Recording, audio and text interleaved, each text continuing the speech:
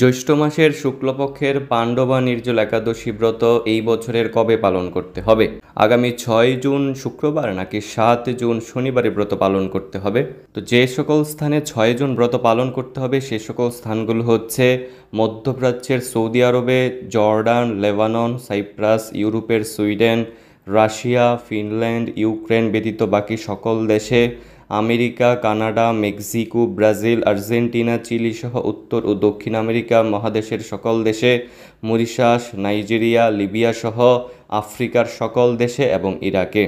অন্যদিকে যে সকল স্থানে 7 জুন শনিবার ব্রত পালন করতে হবে সে সকল স্থানগুলো হচ্ছে ভারত, বাংলাদেশে, Nepal, Bhutan, Sri Lanka, Myanmar, Pakistan, Malaysia, Singapore, Indonesia, Brunei, Thailand, Cambodia, Vietnam, Philippine, Taiwan, Japan, দক্ষিণ কোরিয়া, মঙ্গোলিয়া, চীন, হংকং, অস্ট্রেলিয়া, নিউজিল্যান্ড, মধ্যপ্রাচ্যের দুবাই সহ আরব আমিরাতে, বাহরাইন, কুয়েত, কাতার, ওমান, ইউরোপের ফিনল্যান্ডে, রাশিয়া, সুইডেন, ইউক্রেন এবং কুর্দিস্তানে। তো পাণ্ডবা নির্জল একাদশী ব্রতের সারা বিশ্বের বড়দিন পালনের সময়সূচি ভিডিওটির শেষে বিস্তারিতভাবে দেওয়া হয়েছে। এখন আমরা পাণ্ডবা নির্জল একাদশী ব্রত মাহাত্ম্যকথা সম্পর্কে আলোচনা করব। জ্যৈষ্ঠ শুক্লপক্ষের এই নির্জল একাদশী ব্রত সম্পর্কে ব্রহ্মবিবর্ত পুরাণে শ্রী ভীমসেন ব্যাস সংবাদে বর্ণিত হয়েছে। মহারাজ যুধিষ্ঠির বললেন, হে জনার্দন, আমি অপর একাদশীর সমস্ত মাহাত্ম্য শ্রবণ করলাম। এখন জ্যৈষ্ঠ শুক্লপক্ষের একাদশীর নাম ও মাহাত্ম্য কৃপাপূর্বক আমার কাছে বর্ণনা করুন। শ্রীকৃষ্ণ বললেন, এই একাদশীর কথা মহর্ষি ব্যাসদেব বর্ণনা করবেন, কেননা তিনি সর্বশাস্ত্রের অর্থ ও তত্ত্ব পূর্ণরূপে জানেন। রাজা যুধিষ্ঠির ব্যাসদেবকে বললেন, হে মহর্ষি দ্বৈপায়ন, আমি মানুষের লৌকিক ধর্ম এবং জ্ঞানকাণ্ডের বিষয়ে অনেক শ্রবণ করেছি। আপনি যথাযথভাবে ভক্তি বিষয়িনী কিছু ধর্মকথা এখন আমায় বর্ণনা করুন। শ্রী ব্যাসদেব বললেন, হে মহারাজ, তুমি যেসব ধর্মকথা শুনেছ এই কলিযুগের মানুষের পক্ষে সে সমস্ত পালন করা অত্যন্তই কঠিন, যা সুখে সামান্য খরচে অল্প কষ্টে সম্পাদন করা যায় অথচ মহাফল প্রদান করে এবং সমস্ত শাস্ত্রের সারস্বরূপ সেই ধর্মই কলিযুগে মানুষের পক্ষে করা শ্রেয়। সেই ধর্মকথাই এখন আপনার কাছে বলছি। উভয় পক্ষের একাদশীর দিনে ভোজন না করে উপবাস ব্রত করবে। দ্বাদশী দিনে স্নান করে শুচি শুদ্ধ হয়ে নিত্যকৃত্য সমাপনের পর শ্রীকৃষ্ণের অর্চন করবে। এরপর ব্রাহ্মণদেরকে প্রসাদ ভোজন করাবে। অশৌচাদিতেও এই ব্রত কখনো ত্যাগ করবে না।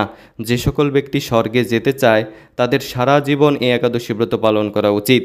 পাপকর্মে রত ও ধর্মহীন ব্যক্তিরাও যদি এই একাদশী দিনে ভোজন না করে তবে তারা যম যাতনা থেকে রক্ষা পায়। শ্রী ব্যাসদেবের এসব কথা শুনে গদাধর ভীমসেন অশ্বত্থ পাতার মতো কাঁপতে কাঁপতে বলতে লাগলেন, হে মহাবুদ্ধি পিতামহ, মাতা কুন্তী, দ্রৌপদী, ভ্রাতা যুধিষ্ঠির, অর্জুন, নকুল ও সহদেব এরা কেউই একাদশীর দিনে ভোজন করে না। আমাকেও অন্ন গ্রহণ করতে নিষেধ করে, কিন্তু দুঃসহ ক্ষুধা যন্ত্রণার জন্য আমি উপবাস করতে পারি না। ভীমসেনের এরকম কথায় ব্যাসদেব বলতে লাগলেন, যদি স্বর্গাদি দিব্যধাম লাভে তোমার একান্ত ইচ্ছা থাকে তবে উভয় পক্ষের একাদশীতে ভোজন করবে না। তদুত্তরে ভীমসেন বললেন, আমার নিবেদন এই যে উপবাস তো দূরের কথা, দিনে একবার ভোজন করে থাকাও আমার পক্ষে অসম্ভব, কারণ আমার উদরে বৃক নামে অগ্নি রয়েছে।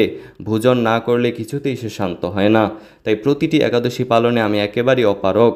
হে মহর্ষি, বছরে একটি মাত্র একাদশী পালন করে যাতে আমি দিব্যধাম লাভ করতে পারি এরকম কোনো একাদশীর কথা আমাকে নিশ্চয় করে বলুন।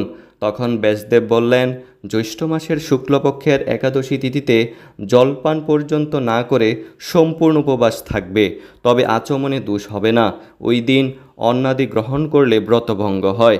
একাদশীর দিন সূর্যোদয় থেকে দ্বাদশীর দিন সূর্যাস্ত পর্যন্ত জলপান বর্জন করলে অনায়াসে 12টি একাদশীর ফল লাভ হয়। বছরের অন্যান্য একাদশী পালনে অজান্তে যদি কখনও ব্রতভঙ্গ হয়ে যায় তাহলে এই একটি মাত্র একাদশী পালনে সেই সব দোষ দূর হয়। দ্বাদশী দিনে ব্রাহ্ম মুহূর্তে স্নানাদি কার্য সমাপ্ত করে শ্রীহরির পূজা করবে। সদাচারী ব্রাহ্মণদের বস্ত্রাদি দানসহ ভোজন করিয়ে আত্মীয় স্বজন সঙ্গে নিজে ভোজন করবে। এরূপ একাদশী ব্রত পালনে যে প্রকার পুণ্য সঞ্চিত হয় এখন তা শ্রবণ করো। সারা বছরের সমস্ত একাদশীর ফলই এই একটিমাত্র ব্রত উপবাসে লাভ করা যায়।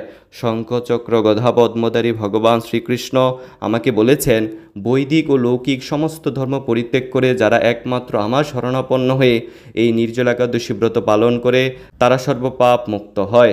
বিশেষত কলিযুগে ধন সম্পদ দানের মাধ্যমে সদ্গতি বা স্মার্ত সংস্কারের মাধ্যমেও যথার্থ কল্যাণ লাভ হয় না। কলিযুগে দ্রব্য শুদ্ধি নেই, কলিতে শাস্ত্রোক্ত সংস্কার বিশুদ্ধ হয় না, তাই বৈদিক ধর্ম কখনো সুসম্পন্ন হতে পারে না।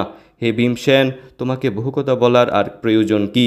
তুমি উভয় পক্ষের একাদশীতে ভোজন করবে না। যদি তাতে অসমর্থ হও তবে জ্যৈষ্ঠ মাসের শুক্লপক্ষের একাদশীতে অবশ্যই নির্জল উপবাস করবে। এই একাদশী ব্রত ধনধান্য ও পুণ্যদায়িনী। যমদূতগণ এই ব্রত পালনকারীকে মৃত্যুর পরও স্পর্শ করতে পারে না। পক্ষান্তরে বিষ্ণুদূতগণ তাকে বিষ্ণুলোকে নিয়ে যান। শ্রী ভীমসেন ওই দিন থেকে নির্জলা একাদশী ব্রত পালন করতে থাকায় এই একাদশী পাণ্ডবা নির্জলা বা ভীমসেনী একাদশী নামে প্রসিদ্ধ হয়েছে। এই নির্জলা একাদশীতে পবিত্র তীর্থে স্নান, দান, জপ, কীর্তন ইত্যাদি যা কিছু মানুষ করে তা অক্ষয় হয়ে যায়। যে ব্যক্তি ভক্তি সহকারে একাদশী ব্রত মাহাত্ম্য পাঠ বা শ্রবণ করেন তিনি বৈকুণ্ঠধাম প্রাপ্ত হন।